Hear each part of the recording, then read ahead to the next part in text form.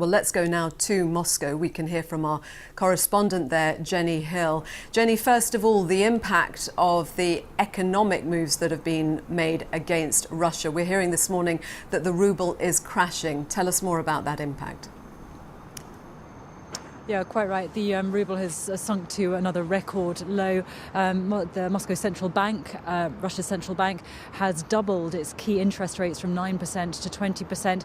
There have been queues at some cash points around the country for several days now as people try to get out as much cash as they can. But I think your average Russian probably isn't noticing too much of a difference right now. That will, of course, change. Bear in mind, though, that very many people here in Russia get their main information from state television, which continues to celebrate and support Mr. Putin and his war in Ukraine. Not that that's what they're calling it.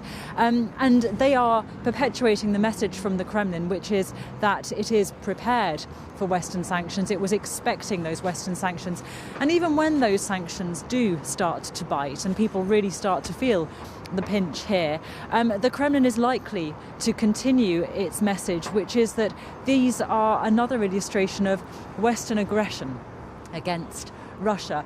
Just yesterday, when Mr. Putin announced that he was putting Russia's nuclear deterrence forces on a higher state of alert, he said he was doing so in response not only to NATO aggression, but very specifically in response to Western economic sanctions too. We were hearing just in the past few moments from President Vladimir Zelensky that 4,500 Russian soldiers have been killed so far, Jenny. There's been a lot of discussion around this not unfolding as Russia had foreseen. As we go into day 5 of the Russian invasion, what is the message there from how things are unfolding in Ukraine?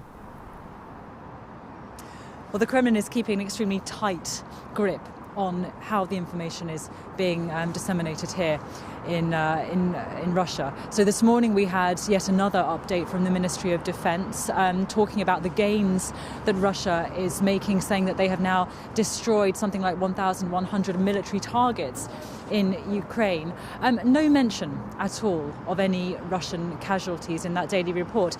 Now, this is interesting because just yesterday, for the very first time, the ministry did admit that there had been losses, but it did not specify numbers or give any further details. And actually, the authorities here have now banned an independent website which had been publishing information about dead and captured Russian soldiers. So the Kremlin continues to try and keep a lid on the way that this invasion is being presented and the information coming in to its citizens. Of course, it continues to pump out, state television continues to pump out Mr. Putin's narrative, which is that this is not a Russian aggression. This is a special military operation which was necessary to defend the Russian-speaking population of eastern Ukraine against the so-called aggression of the government in Kiev.